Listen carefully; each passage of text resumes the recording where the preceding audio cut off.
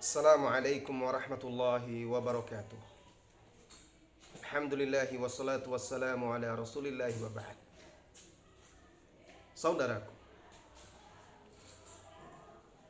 hikmah Allah subhanahu wa ta'ala pada makhluknya tidak mungkin sepenuhnya kita ketahui. Ada hikmah-hikmah Allah yang bisa kita ketahui, dan ada pula hikmah-hikmah Allah pada makhluknya yang tidak kita ketahui.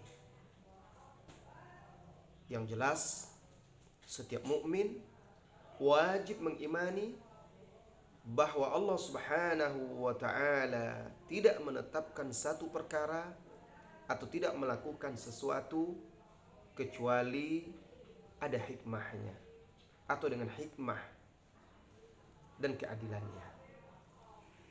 Kenapa?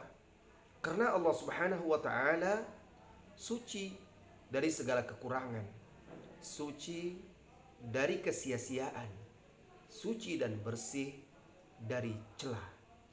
Maka apapun yang diperbuat oleh Allah subhanahu wa ta'ala, apapun yang ditetapkannya adalah penuh dengan hikmah. Kadang kita ketahui, kadang kita tidak mengetahui hikmah tersebut.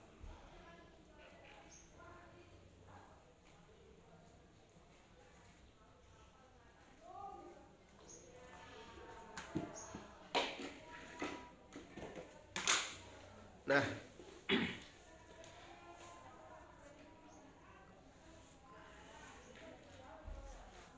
seorang kafir yang ditimpa oleh musibah-musibah,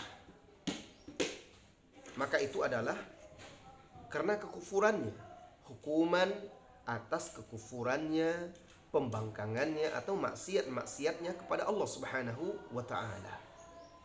Allah subhanahu wa ta'ala berfirman di dalam surat As-Sajdah, وَلَنُذِيقَنَّهُمْ مِنَ الْعَذَابِ الْأَدْنَى دُونَ الْعَذَابِ الْأَكْبَرِ لَعَلَّهُمْ يَرْجِعُونَ.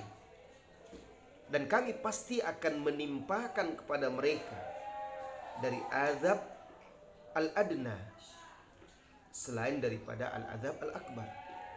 Sebagian ulama mengatakan yang dimaksud dengan al-azab al-adna itu azab-azab di dunia sebelum azab di akhirat. La'allahum yarji'un, mudah-mudahan dengan ditimpakan azab kepada mereka, mereka menjadi sadar, bertaubat kembali kepada jalan yang lurus. Begitu juga di dalam surah At-Tur, Allah Subhanahu wa taala berfirman di ayat 47, "Wa inna lilladzina zalamu 'adzaban duna dzalik."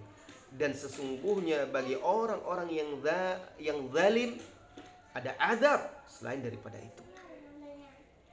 Jadi orang-orang kafir yang ditimpa oleh musibah itu adalah hukuman dari Allah subhanahu wa ta'ala atas kekufurannya, kemaksiatan-maksiatannya. Dan agar mereka sadar, kemudian beriman kepada Allah subhanahu wa ta'ala. Ada lagi musibah yang menimpa anak-anak kecil.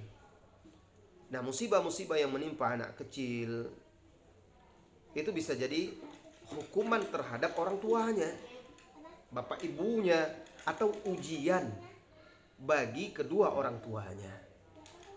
Sehingga dengan musibah yang menimpa anaknya, tampak kesabarannya, keikhlasannya kepada Allah subhanahu wa ta'ala, serta keimanannya kepada qada dan qadar Allah subhanahu wa ta'ala. Allah subhanahu wa ta'ala begitu juga misalnya sesuatu atau musibah yang menimpa hewan-hewan ternak kita itu bisa jadi ujian bagi pemiliknya, atau juga hukuman agar dia memperbaiki diri, bertobat, beristighfar. Jadi bisa ujian, bisa hukuman. Allah subhanahu wa ta'ala berfirman di dalam surat Al-Baqarah ayat 155 dan 156, وَلَنَبْلُوَنَّكُمْ بِشَيْءٍ مِّنَ الْخَوْفِ وَالْجُوعِ وَنَقْصٍ مِّنَ الْأَمْوَالِ وَالْأَنفُسِ وَالثَّمَرَاتِ وَبَشِّرِ الصَّابِرِينَ الَّذِينَ إِذَا أَصَابَتْهُمْ مُصِيبَةٌ قَالُوا إِنَّا لِلَّهِ وَإِنَّا إِلَيْهِ رَاجِعُونَ. Artinya, dan sungguh kami benar-benar menguji kalian dengan sesuatu dari rasa takut, rasa lapar, kekurangan harta, jiwa, buah-buahan, maka berilah kabar gembira kepada orang-orang bersabar. Siapa mereka? Orang-orang yang bersabar itu yaitu orang-orang yang apabila mereka ditimpa musibah, mereka mengucapkan, sesungguhnya kami adalah milik Allah dan sesungguhnya kami akan kembali kepadanya.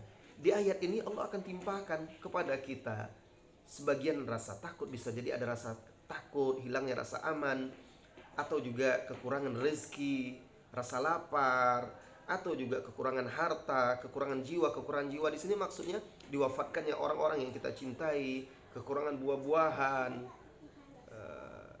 dan itu diuji, ujian bagi kita. Oleh karena itu Allah akhiri ayat ini dengan firman-Nya, dan berikan kabar gembira kepada orang-orang yang bersabar ketika ditimpa musibah ini, yaitu orang-orang yang mengembalikan perkara ini kepada Allah Subhanahu wa ta'ala. Nah, ini dia tentang hikmah Allah dalam musibah-musibah yang kadang kita ketahui dan kadang tidak kita ketahui. Kita wajib mengimani bahwa Allah Subhanahu wa ta'ala melakukan itu semua dengan keadilannya dan penuh dengan hikmah, tidak sia-sia. Kemudian kita mengambil ibrah, pelajaran dari itu semua, lalu memperbaiki diri kita kepada Allah Subhanahu wa ta'ala. Wa sallallahu wasallam ala nabiyyina Muhammadin walhamdulillahi rabbil alamin. Assalamualaikum warahmatullahi wabarakatuh.